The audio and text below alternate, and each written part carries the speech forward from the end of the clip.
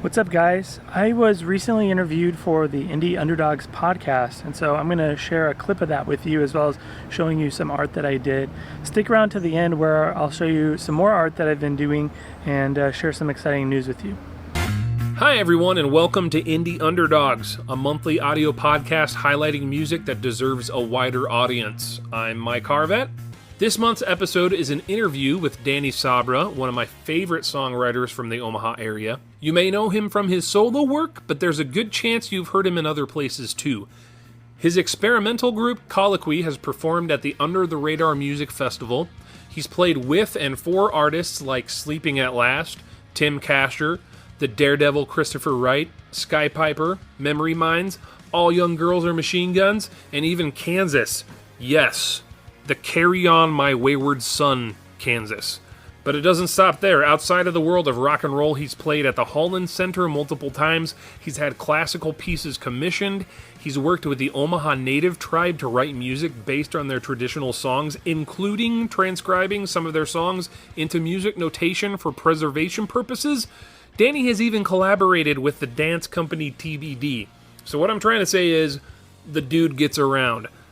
Danny is a musical savant, a modern-day Kierkegaard, and a dear friend of mine. I'm excited for you to meet him, so let's get started. But if I really say the truth, there was something that I knew I risked losing, but I risked it anyway. And I knew all along, so I'm singing this song. Okay, folks, I am so excited to have Danny Sabra with me. Danny is a musician and a visual artist and an educator here in the Omaha area, and we're going to be shining the spotlight on all things Danny today. Welcome, Danny. Thanks, Mike. Glad to be here. It's good to have you. You were one of the first people on my list to talk to, just because I find your approach to art fascinating. You are Thank you. Unique in the way that you approach creating music and performing. And I'm starting to get a taste of some of your visual art and your YouTube curation. You're all over the place, man. It's awesome. Yeah.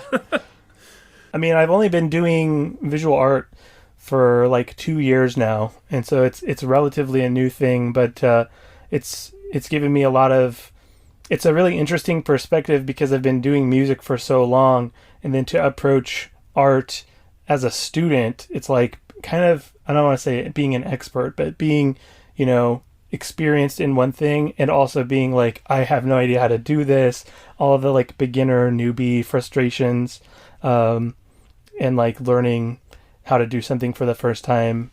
That's been like very rewarding for me. Awesome. especially as a music teacher too. I think like trying to learn how to draw and paint and stuff like that has given me that like understanding for like when I'm working with students or whatever, like, oh yeah, that's what that's like. Now I remember what it's like to understand something intellectually and then my hands don't do what I tell them to do. Exactly. Yeah, you know what to do, but you still can't do it or whatever, Yep. Or even just that feeling when you don't know how to do it and you're trying to figure it out, That's a great motivator for sure. Awesome. Well, this podcast is primarily musical in its emphasis, but we can certainly talk about the art. I guess the visual art, it's all art. But I would like to do it chronologically. So let's start at the beginning, and we'll start talking about music, and then eventually we'll open the door into your YouTube influencer career. No. So I guess the first question would be then, where did it start for you? Like what are your earliest memories of creating music or wanting to create music? Yeah. Well, as a child, I really liked to sing, and my mom was an opera, like a part-time opera singer. Like she had like gotten a major in singing, and but wasn't a professional singer, but I guess like semi-professional, and sang with like the symphonic chorus and stuff. And so I was, and my mom was also a piano teacher. So at like a very young age, I was kind of surrounded by music a lot, and I think that piqued an interest for me. But in terms of like formal music stuff, I didn't really do too much until the age of 12, really. And it was at that time my mom signed me up for the homeschool choir, because I was homeschooled, and I did not want to be in that at all. Really? Not at all. No way. And I was the only boy. So that probably had something to do with it. Yeah. I was the only boy for several years. But that ended up being a really good thing, because that's how I learned how to sing. And so it was right around the age of 12 that I started doing the choir.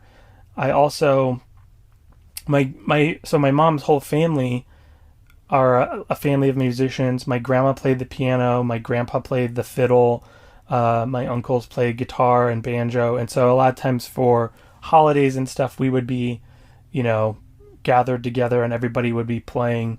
And so I think it was kind of the influence of my grandpa playing the violin. And also I remember watching this Sherlock Holmes cartoon and just seeing Sherlock Holmes playing the violin. That was it. And I asked my mom if I could learn the violin. And I think in reality, I probably just wanted to be like an awesome detective, and not realizing like all the intense labor and like, horrible pressure I was signing up for. But I signed up for violin lessons then, and that was right around the age of 12. And then for people who have like heard some of my music, at least 10 years ago when I was getting a start or whatever, it was very kind of songwriter, lots of harmonica, and I think a lot of people remembered me for playing harmonica maybe. But my dad wanted to learn harmonica, and my mom bought him a harmonica for his birthday, and then actually signed him up for a class at Metro Community College to take harmonica. And my dad's an immigrant, and so sometimes they would be playing songs like Old Joe Clark or just traditional American folk songs, and he would kind of like mess it up a little bit just because of not being familiar. And so I remember as a child being like, "Dad, that's not how that song goes." And so one day he was like, "Well, if you're so smart, why don't you just play it on your own darn harmonica?" And I was like, "Well, I don't have a harmonica." And he reaches into his pocket and he gives me a harmonica, and then he started taking me along to this class at Metro, this 0 credit class of, man, mostly middle-aged people who want to learn harmonica. And anyways, that turned into this like incredible experience because at the time, I don't think it exists anymore, but at the time there was also an Omaha Harmonica Club. Wow. And it was like an actual civic club. There was maybe like, 20 to 30 people who met weekly on Sundays. Lots of, World War II vets, kind of that era of people that were like hardcore gung-ho harmonica enthusiasts. And that was such a rewarding experience. And so like every Sunday for like 3 hours, me and my dad would pretty much always go to the harmonica club. And so I got to meet all these awesome, older people and like learn about more, music from that era and learn about all the different kinds of harmonicas and like just kind of it was like I think it was very uncool for me to play the harmonica, but then at the same time it was like so uncool that it like became cool again, and I was sort of known as like that harmonica kid.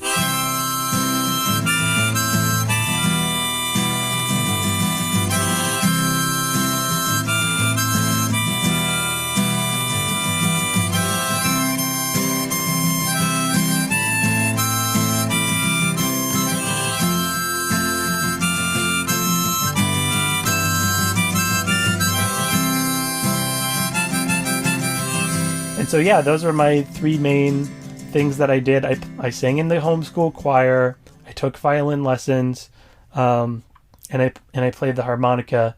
And then like at the homeschool choir, they always had like the kids do prelude music, and then they would always cajole me to play, because it would be like 45 minutes of, you know, the homeschool cliche is every homeschool girl is like playing Chopin masterfully on the piano, and then I would go up there feeling like a total loser and play some song on the harmonica. But it was like a big hit. People wanted me to play harmonica and stuff. So yeah, so I did that, and then I think I don't know, I could just keep going on and on, but I was taking private violin lessons also with a World War II era Juilliard grad, Mr. Lyon, and he was this awesome guy. Really prepared me well, because I don't think he really ever, like, the best compliment he ever gave me was one time I remember playing music for him, and he went, "All right, let's turn the page." And that was like the best compliment. Otherwise, you know, he was fairly critical and harsh, and I think that like served me well as I grew up and ended up going on to music school and stuff. But thanks for watching, guys. Please give this video a like and subscribe to my channel if you haven't done so. If you want to hear the full interview, click here, or there's audio versions for where you can listen on iTunes and other places down in the links below. Also, check out this playlist for more videos about art. Go be creative, use your voice for good. I'll see you next time.